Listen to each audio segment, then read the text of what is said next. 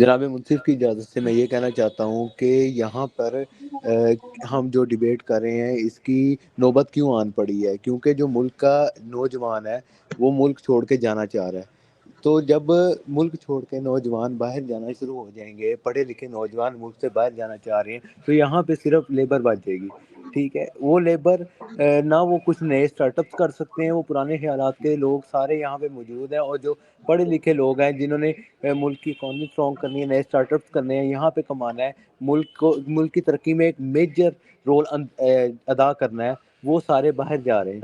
हमारे मुल्क का फ्यूचर, हमारे मुल्क के नौजवान बाहर जाना शुरू हो गए।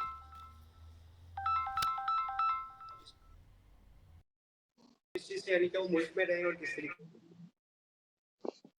रहे और किस सो अगर पाकिस्तान के नौजवान इस मुल्क में ही रहेंगे, यहीं पर कमाएंगे, यहीं पर स्टार्टअप्स करेंगे अपने और यहीं से पढ़ेंगे, तो इसमें मुल्क की तरक्की का एक मेजर रोल अदा होगा। वरना यही है कि जो यहाँ की आबादी बाहर जाई जा रही है और पुराने हालात वाले जो लोग हैं उनके पेरेंट्स वो यहीं पे हैं, बच्चे बाहर जाके कमा रहे हैं और मुल्क की तरक्की नीचे जाती जा रही है, उसमें कोई रोल मेजर अदा नहीं हो रहा।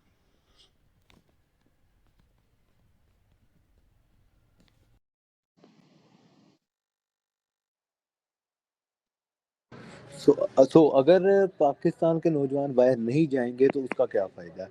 जब पाकिस्तान के नौजवान बाहर नहीं जा रहे, वो यहाँ से पढ़ रहे हैं, या फिर ऐसे कहा जा सकता है किसी अच्छी यूनिवर्सिटी से पढ़ के यहाँ पे आके कोई स्टार्टअप्स कर रहे हैं या यहाँ पे जॉब्स कर रहे हैं, वो मुल्क की तरक्की में काम कर रहे हैं, जो उनकी अचीवमेंट्स होंगी वो पाकिस्तान के उसमें गिनी जाएंगी कि ये पाकिस्तान के नौजवान हैं जो ये काम कर रहे हैं। जबकि हमारे नौजवान बाहर जाके काम करते हैं और उस मुल्क का वहाँ पे उनकी स्टैंप लग जाती है कि हाँ, इस मुल्क के बंदे थे जिन्होंने ये काम किया, इस मुल्क की कंपनी थी, कंपनीज के नीचे हमारे नौजवान काम कर रहे हैं और काम करके ऊपर कंपनीज को काम दे रहे हैं, जिसकी वजह से जो अचीवमेंट्स है वो बाहर की कंपनीज की गिनी जाती है, ना कि पाकिस्तान की।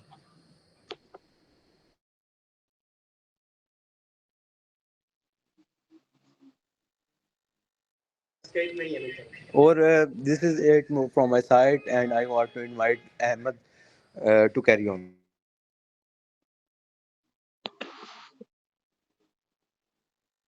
अच्छा अरकम, फर्स्ट टाइमर के हिसाब से अच्छी स्पीच थी, नो डाउट। सैफ, आप बोल सकते हो। जैसा शावेज है वो दूसरे नंबर पे बोलेंगे। हाँ शावेज, आपके एंड पे बोलेंगे, आप बोले अभी। जनाब मोहिन से इजाजत से 3, 2, 1। आज का उन्वान था कि इस ऐवान की राय में पाकिस्तान मुल्क छोड़ बयानिए की मुखालफत करता है। आज हम बताएंगे कि हम इस बयानिए को सपोर्ट क्यों करते हैं और हम क्यों चाहते हैं कि आज का नौजवान जो है वो पाकिस्तान छोड़कर बाहर वाले मुल्क चले जाए, उसको क्या बेनिफिट्स होंगे और क्या नुकसानात उसको हो रहे हैं पाकिस्तान में रहते हुए, आज हम आपको बता के जाएंगे। पहले अपने हिज़्ब मुखालफत ओपनिंग गवर्नमेंट की सीधा सीधा बातों को देख लेते हैं। जनाब आते हैं और कहते हैं कि लेबर जो है वो पीछे बच जाएंगे और फिर उनको सपोर्ट कौन करेगा। भाई जो लेबर को जो है वो, और साथ कहते हैं कि बच्चे जो है वो बाहर चले जाएंगे और बाहर जाके जो है वो कमाएंगे। तो भाई अल्टीमेटली वो बाहर जाके कमाकर जो है वो फॉरेन एड्स बाहर से यहाँ पर हमें जो है पैसे भेजेंगे, और तो पाकिस्तान ही की उससे खुशहाली होगी, पाकिस्तान ही की बहाली होगी, तो पाकिस्तान के अंदर ही पैसे आएंगे, तो इससे हमारा ही फायदा होगा in the form of foreign add. और फिर ये आकर आकर कहते हैं कि यहाँ पर बच्चे पढ़ेंगे और फिर कहते हैं कि बाहर से आकर इधर काम करेंगे, तो अपनी बात से कंसीड कर जाते हैं। तो इनकी स्पीच में जो कुछ भी नहीं था, बेसिकली ये चाह रहे थे कि या तो कोई बंदा जो है वो बाहर से आकर इधर काम करना शुरू कर दे, ये अपने स्टैंड्स के अंदर ही क्लियर नहीं थे। तो आज मैं आपको बता के जाता हूँ कि आज पाकिस्तान की आवाम को, पाकिस्तान के बच्चों को, पाकिस्तान के स्टूडेंट्स को और पाकिस्तान का जो एक नौजवान है आज उसको क्या मसाइल पाकिस्तान के दरपेश है। सबसे पहले उसको एक एजुकेशन के मसाइल दरपेश है कि जब एजुकेशनल सेक्टर के अंदर जाता है तो वही 75 साल पुराना हमारा नॉन रिवाइज सिलेबस बच्चे को पढ़ा दिया जाता है और कोई भी उसको जो है वो इंडस्ट्रियल सेक्टर का एक्सपीरियंस नहीं होता। और वही बच्चा जब यूनिवर्सिटी सेक्टर के अंदर अंदर आता है उसको ऐसे टीचर्स मिलते हैं जो दिन रात जो है वो दिन रात जो है वो लेक्चर देते रहते हैं, लेकिन उनको इंडस्ट्री का कोई भी एक्सपीरियंस नहीं होता। और जब वही बच्चा जो है इंडस्ट्री के अंदर जाकर आकर आता है और उसको काम का कुछ भी पता नहीं होता, तो वो उसको जो है वो बहुत ज़्यादा रिग्रेट होता है कि उसके टीचर्स ने उसको ये बातें नहीं सिखाई कि इंडस्ट्री के अंदर जो है वो किस तरह से ग्रो करना है, और उसको वो काम नहीं आ रहा होता है as compared to this thing कि अगर इस वजह से हमारा पाकिस्तान का बच्चा जो है वो इतना ग्रूम्ड नहीं होता जब वो इंडस्ट्री के अंदर निकलता है एज कम्पेयर टू कि बाहर का बच्चा, अगर यही बच्चा जो है पाकिस्तान का बाहर जाए और वहां जाके स्टडी एजुकेशन हासिल करे तो उसको very beginning level from the 5th standard वहां पर उनको फ्रीडम ऑफ चॉइस है कि वो खुद से अपनी कोर्स या डिग्री चूज कर सकते हैं जिसमें उसका इंटरेस्ट है। अब आज बच्चा जो है वो डिजाइनिंग के कोर्स के अंदर अगर उसका इंटरेस्ट है तो आज पाकिस्तान के सोशल कल्चरल टैबूज हैं जो उसको इस चीज में डिमिनिश करेंगे कि भाई तुम ये नहीं कर सकते, ये गलत बात है या ये क्या है। मतलब आज भी हमारी सोच जो है वो पुरानी है। इसके अलावा आज हमें पाकिस्तान के अंदर क्या खतरात है जी, हमारे सिक्योरिटी कंसर्न्स है कि आज जो है वो किस तरह डीएचए के अंदर घर चलते बच्चे को जो है वो कोई गोली मार जाता है और कोई उसको पूछने वाला नहीं है।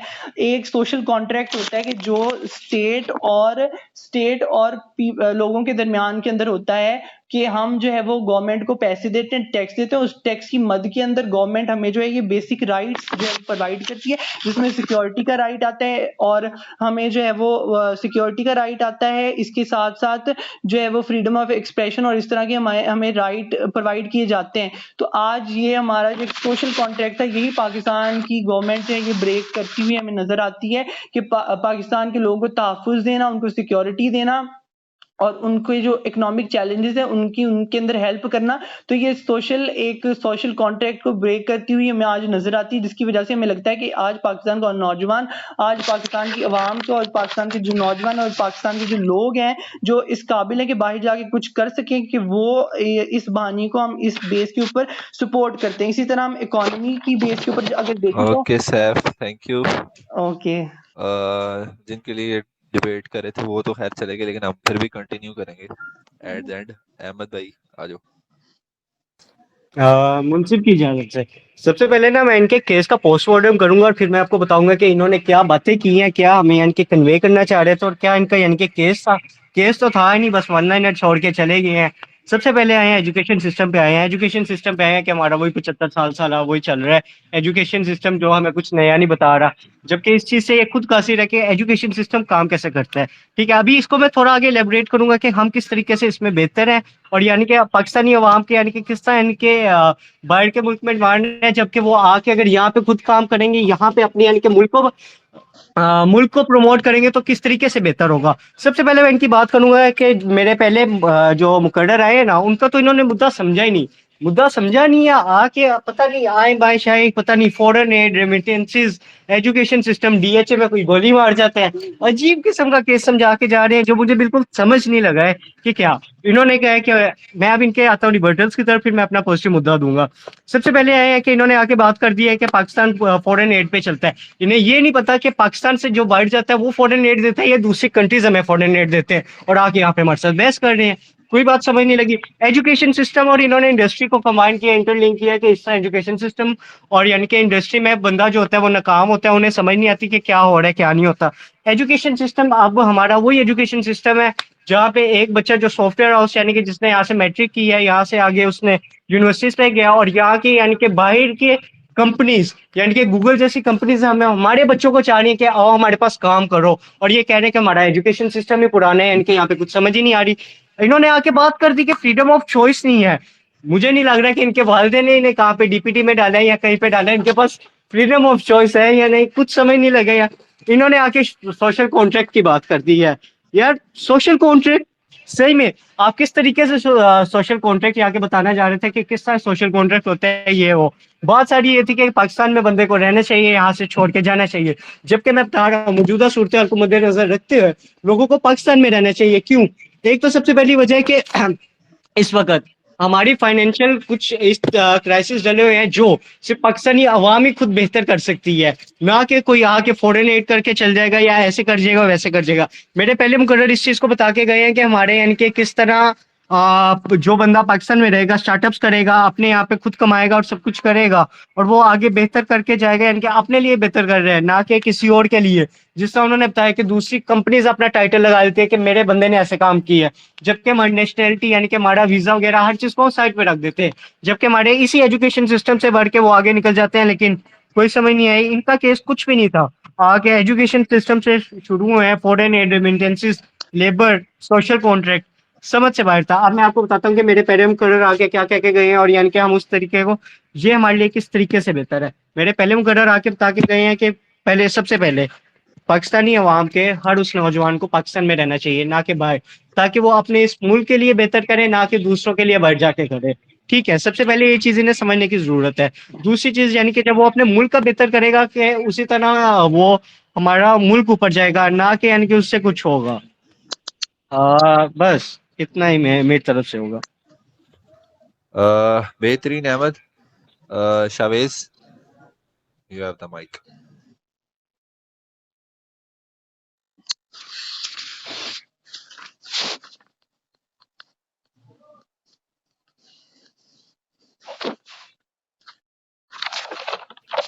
मुंसिफ की इजाजत से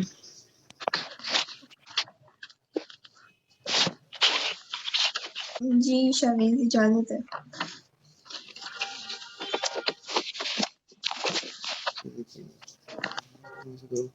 अच्छा, तो इन लोगों का ना पहला स्पीकर आके कह रहा था कि इधर जो है वो है बाहर की आपको स्टैंप लग जाती है जब आप बाहर की कंट्रीज जाते हो अपना मुल्क छोड़ के। तो मुझे ये समझाइएगा कि अरफा करीम के आप केस को कैसे रिबट कर सकते हो। मुझे ये बताना, उसने पाकिस्तान का ही नाम रोशन किया, उसने आके ना बाहर यूएस के नाम से नहीं, उसने उसकी ट्रिपा लगा के जो है वो नहीं बोली कि जी है मेरा ये, मैंने ये काम किया वो काम किया। वो पाकिस्तान को ही उसने इंटरनेशनली रिप्रेजेंट किया, अगर आपको पता हो तो। अच्छा, और आप कहते हो कि जो है इधर ही इन लोगों का पहला मुकर्रर आगे कहता है कि जी इधर ही आप बिजनेस स्टार्टअप करें, इकोनॉमी को इधर बेहतर करें। आप मुझे बताओ कि इतनी इकोनॉमिकल अनस्टेबिलिटी में आप किस तरह न्यू बिजनेस स्टार्ट कर सकते हो, जो जिसके इतने ह्यूज लेवल पे बिजनेसेस थे भी, वो भी बंद हो गए हुए हैं। आप ये कैसे कहते हो कि आप जो है अपना आप इधर बिजनेस शुरू करो और आप जो है अपनी इकोनॉमी को सपोर्ट करो। जितने बड़ी जॉब वो है बिजनेसेस हैं सारे इस टाइम उस पे जा रहे हैं अपने। नुक्ता ले लीजिए जनाब। नुक्ता मैं आपको देता हूँ अभी बाद में।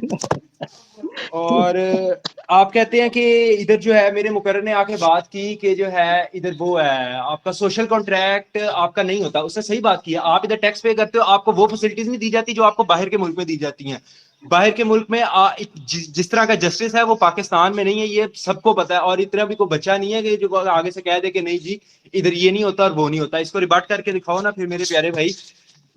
और आप कह रहे थे कि बाहर की कंपनीज जो है जॉब ऑफर कर रही हैं, तो वो आपको बाहर ही बुला रही है मेरी जान के टोटे। आप अपनी बात से खुद ही कॉन्ट्राडिक्ट कर रहे हो कि आप जो है बाहर, आप कह रहे हो तो बाहर नहीं जाना और कह रहे हो कि बाहर की जॉब आपको कंपनीज ऑफर कर रही हैं। भाई जनाब डॉलर ही नुक्ता खा ले रहे हो ना, तो लीजिए, आप अपने पाकिस्तान के जनाब सगे नुक्ता कहो। ले लीजिए। मुझे आप ये बताओ। ठीक है, नुक्ता मैं आपको देता हूँ, अभी सब्र करें आप। एक तो इधर जो है क्वालिटी एजुकेशन नहीं है, ये हम सबको पता है। इधर क्वालिटी एजुकेशन नहीं है, इधर की जो डिग्रीज हैं, इधर की जो एजुकेशन है वो बाहर इंटरनेशनली जो है वो नहीं मानी जाती। सिंपल।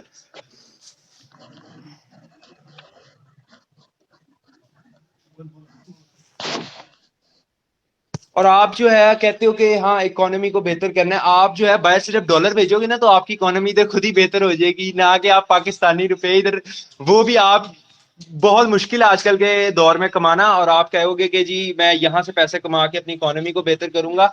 मेरा बेटा आप बाहर जाओ और जाके ना घर डॉलर भेजो और जो है ना सबको आप सपोर्ट करो, ये ज्यादा फायदा होगा। मेरी बात से मान जो। ठीक है, that's all from my side.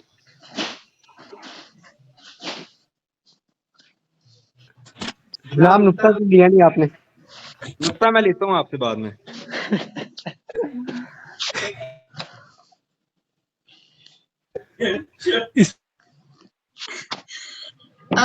अगला स्पीकर कौन है? आयशा कोई भी खत्म हो नहीं आ गए। रहा। खत्म हो गया। Okay fine. सबसे पहले तो इन चारों पे क्यूटी बैठनी चाहिए।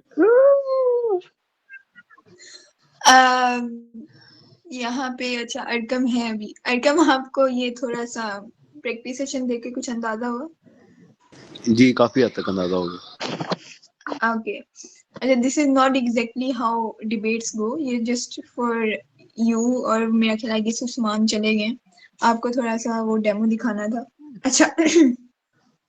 अच्छा कुछ ना डिबेट से एक दफा हट के बात कर लेते हैं. जब आप डिबेट कर रहे होते हो ना, स्पेशली शाहवेज, आप ना इस तरह इंडिविजुअली टारगेट नहीं करते हो. यू कैन नॉट से जान के टोटे और इस तरह करके जो वर्ड्स होते हैं, you can not use that. Sorry क्योंकि आयशा नहीं नहीं, it's totally fine. Practice session है बस. इक्विटी बिठाए मुझे नहीं पता। ठीक है अहमद, इक्विटी आप पे भी बैठनी चाहिए. खैर, वेयर वाज आई. अच्छा, पहली चीज, यू कैन नॉट इंडिविजुअली किसी को टारगेट नहीं कर सकते. ठीक है, आप चारों का सैफ आपकी बहुत ज्यादा माशाल्लाह इम्प्रूवमेंट है पहले से, मैंने आपको बोलते सुना हुआ है. Thank you. अच्छा, डिटेल जो ओके क्रिटिक है आयशा वो मैं फिर आपको देती हूँ. एक सेकेंड, लेट मी कंप्लीट. मैं छुट्टी कर दूं फिर? Let me complete guys. अच्छा, सैफ को मैंने इसलिए कहा है क्योंकि आप तो अहमद बोल माशाल्लाह बहुत अच्छा बोल रहे हो, क्योंकि उसने इम्प्रूव किया है पहले से. समटाइम्स ग्रोथ स्टंट हो जाती है, तो वो ग्रोथ स्टंट होती मुझे नजर नहीं आ रही. आप पे भी आ रही. मुझे सिर्फ 2-3 बातें कर लें दो. क्रिटिक तो दे ही नहीं रही मैं भी. और इसमें कोई विनर लूजर नहीं है, जनरल सी होगा जो भी होगा. अच्छा, वेयर वाज आई. अच्छा, किसी को इंडिविजुअली टारगेट नहीं करते हैं. टोन आप सब लोगों की ठीक थी, यही होती है नॉर्मली. लेकिन अगेन किसी को टारगेट नहीं लगते करते, और ना ही आपकी बातों से ऐसा लगना चाहिए कि यार आप किसी को ऑफेंड कर रहे हो. ठीक है. अच्छा, give me just one.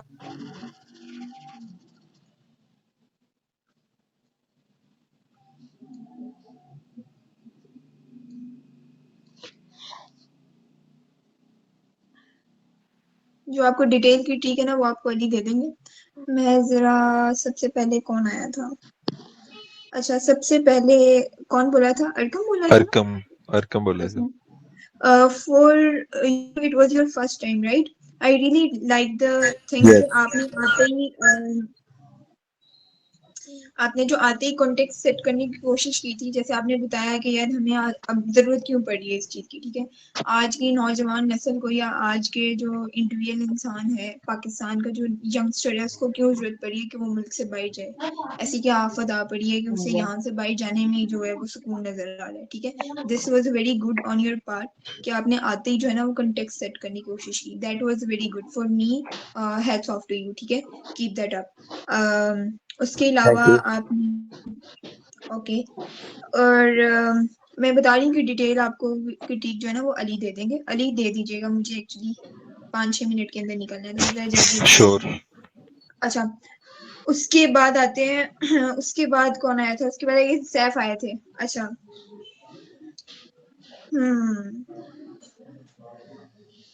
Saif आपके जो रिबटल थे दे वर वेरी गुड. ठीक है, उसके बाद जो चीज मुझे, नो डाउट आपने पहले से जरा जो थोड़ी सी अच्छी करने की कोशिश की है, अच्छा हुआ भी है. लेकिन अगेन आपने लाइन ऑफ आर्गुमेंट जो है वो थोड़ा सा टैग नहीं किया. I know it's British, but you still have to tag your line of argument. ठीक है, मुझे लाइन ऑफ आर्गुमेंट निकालना पड़ रहा था. ठीक है. अच्छा, उसके बाद आपने आकर बताया कि एक सेकेंड, लेट मी सी यहाँ पे क्या लिखा हुआ है. अच्छा, आप बीच में कंफ्यूज कर रहे थे. अगर बंदा बाहर जाता है तो बाहर से जो पैसे आते हैं वो फॉरेन एड होती है, जिसका रिबटल आगे से अहमद ने दे भी दिया था. अहमद, वेरी गुड, आपने वो पॉइंट आउट किया. और उसके बाद आपने जो केस बिल्ड किया था अहमद, वो भी बहुत अच्छा था. आपका रिबटल्स वर गुड, आयशा मेरा लेकिन रिपीट उसके कर देंगे आप? सॉरी मैं थोड़ा चला गया था. क्रिटिक. मैं आपको जो है ना वो बाद में बताती हूँ वॉइस नोट के अंदर. मैं जरा ग्रुप में भी आप सबकी अलग भेज दूंगी. अभी मैं आई एम जस्ट जल्दी में इसको कवर कर रही हूँ. उसके बाद लास्ट में आए थे शावेज. शावेज आपने सिर्फ रिबटल दिए, उसके बाद आपका पॉजिटिव केस नहीं नजर आया, but still.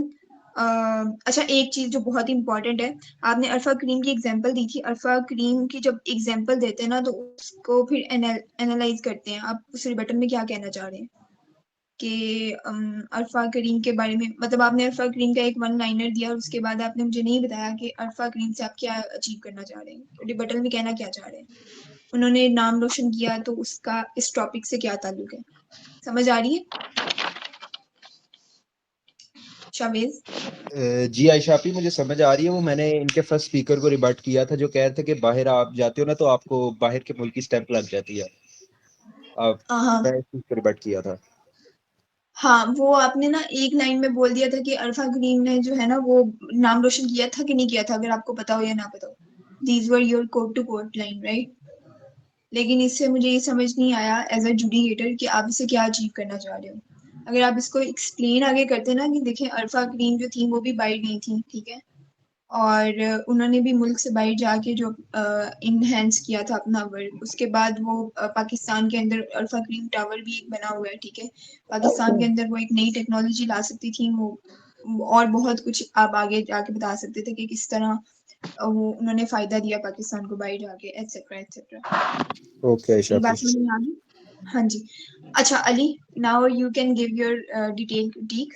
I have to go. मैं आप चारों की, अहमद आपके समेत एक एक पॉइंट जो है ना वो ग्रुप में मैसेज कर दूंगी, ठीक है? Good luck. अच्छा अबू बकर, आपने काफी देर से हाथ खड़ा किया, आप क्वेश्चन करना चाहें तो कर सकते हैं पहले।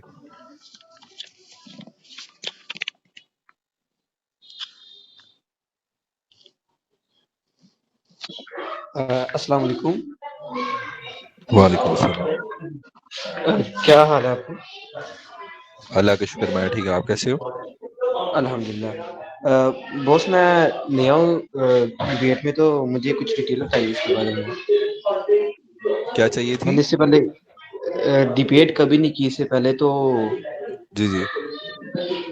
कुछ इंट्रोडक्शन करवा दें इसका। अच्छा अली भाई, एक सेकंड सैफ, मैं आपकी तरफ आता हूँ पहले। अच्छा अबू बकर, बेसिकली ना ये एक पार्लियामेंट्री डिबेट है, ये एक मुबाहिसा होता है। आमतौर पर हमें जो डिबेट्स का कंसेप्ट दिया जाता है ना, वो दिया जाता है एक डेक्लेमेशन स्पीच का। यानी कि वो स्पीच वो होती है जो आपको याद करवाई जाती है, 6 मिनट आपने स्टेज पे खड़े होकर बोलना होता है। लाइक वो एक डेक्लेमेशन स्पीच होती है जो हम यहाँ पे प्रोसू को कर रहे हैं ना। यूएमटी डिबेटिंग क्लब डेक्लेमेशन भी करता है, लेकिन इस वक्त जो हम कर रहे हैं ना, ये एक बेसिकली पार्लियामेंट्री डिबेट है, यानी एक मुबाहिसा है। जिस तरह पार्लियामेंट के अंदर होता है ना कि एक गवर्नमेंट साइड होती है, एक अपोजिशन साइड होती है, एक मुद्दा होता है और उस पर बहस हो रही होती है, सेम यहाँ पर होता है कि एक टॉपिक होता है और एक गवर्नमेंट साइड होती है जिसने उसको डिफेंड करना होता है और उस टॉपिक के हक में दलाइल देने होते हैं, आर्गुमेंट्स देने होते हैं। और फिर एक अपोजिशन साइड होती है जिसने उसको रिफ्यूट करना होता है, यानी कि आम मुबाहिसे की तरह जो चीज चलती है, जिसकी एग्जांपल अभी आपके सामने थी। लाइक ये एक अच्छी एग्जांपल तो नहीं थी पार्लियामेंट्री डिबेट्स की, लेकिन फिर भी एक काबिल कबूल, मतलब इसी तर्ज पे बेसिकली मुबाहिसा होता है। फर्दर इसकी जो डिटेल है, कल हम एक प्रैक्टिस सेशन रख रहे हैं, आपको ग्रुप में शायद मैसेज आ गया होगा, आपने देख लिया होगा। आप उसमें भी आइएगा जरूर और खुद एक मरतबा विटनेस कीजिएगा तो आपको आइडिया हो जाएगा। इसके अलावा जब आप देखेंगे ना कि इन फ्यूचर करते रहेंगे, हम भी आपके साथ होंगे, सो ऐसा आपको कोई इशू नहीं बनेगा। इंशाल्लाह आपको प्लेटफॉर्म भी प्रोवाइड किया जाएगा और कोचेस भी अच्छे मिलेंगे, सो आप इंशाल्लाह इसको कर लेंगे। फिल वक्त के लिए इनिशियली ये इंट्रोडक्शन पार्लियामेंट्री डिबेट्स का आपके लिए यही है। बाकी कल आप जब सेशन में आएंगे 4 बजे के यूनिवर्सिटी में ही होगा सेशन, सो इंशाल्लाह फिर मैं वहां पर आपको डिटेल में गाइड भी कर दूंगा और जब आप खुद विटनेस करेंगे तो आपको आइडिया भी हो जाएगा। It's not very tough thing, बस कुछ टेक्निकलिटीज का ख्याल रखना पड़ता है, जिस तरह आम जिंदगी में आपकी किसी के साथ बहस हो जाती है ऑलमोस्ट उस तरह, लेकिन बस यहाँ पे थोड़ा महजब और थोड़ा स्ट्रक्चर के साथ, थोड़ा एक प्रॉपर स्ट्रक्चर के साथ चलते हैं। सो यही एक पार्लियामेंट्री डिबेट का इनिशियली आपके लिए एक छोटा सा इंट्रोडक्शन है। बाकी कल होप सो आप जरूर आए, फिर इंशाल्लाह डिटेल में बात होती है। अच्छा, जो बाकी आप चारों की क्रिटिक थी। अच्छा अबू बकर, आपको कोई और क्वेश्चन तो नहीं इस वाले से? नहीं, थैंक यू। अच्छा सैफ, आप कुछ पूछ रहे थे? वो एक्चुअली मैं आपको बताना चाहता था, मैंने ना ये मीटिंग रिकॉर्डिंग पे लगाई हुई है, तो मैं ये चेक कर लूंगा, अगर ये सही हुई तो फिर शेयर कर देंगे ये। नहीं नहीं, ये आप काइंडली डिलीट ही कर दें फिल वक्त तो। चलो ठीक है। इंशाल्लाह हम और कोई इस किस्म की मीटिंग करेंगे, फिर हम रिकॉर्ड कर लेंगे ताकि आने वाले जो होंगे फिर उनके लिए एक अच्छा नमूना हमारे पास मौजूद रहे। जी ठीक। अच्छा, क्रिटिक मैं तो फिल वक्त साहब आपको दे देता हूँ, बाकी ये तीनों मेरे पास ही हैं, मैं इनको यहाँ पर ही बिठा के दे दूंगा। वही जो आपकी आयशा ने कहा, ऑलमोस्ट वही है, सब कुछ वही है। आर्गुमेंटेशन का जो स्ट्रक्चर है ना, वो शायद आपके पास आइडिया होगा इस चीज का, लेकिन फिर भी मैं फर्दर आपको सेंड कर देता हूँ। कि एक आर्गुमेंट को स्टैंड किस तरह कराया जाता है। और मोस्ट इम्पोर्टेंट चीज आपके केस के अंदर यही थी, जो हमारे के हम भी बड़ी गलतियां करते हैं इस हवाले से, और बड़े मैच आ रहे हैं कि क्लैरिटी नहीं होती ना। तो आप भी ना यार आहिस्ता बोल लिया करो, ठीक बोल लिया करो, बस लॉजिक हो ना आपके जेहन में बना हुआ, फिर चीजें हल हो जाती हैं। सो फिल वक्त के लिए यही जेहन में रख लो कि आने वाले मैचेस के अंदर ना आपने अपनी बात के अंदर क्लैरिटी रखनी है, ताकि आपके आर्गुमेंट्स अच्छी तरह से अंडरस्टैंड किए जा सकें। ठीक हो गया।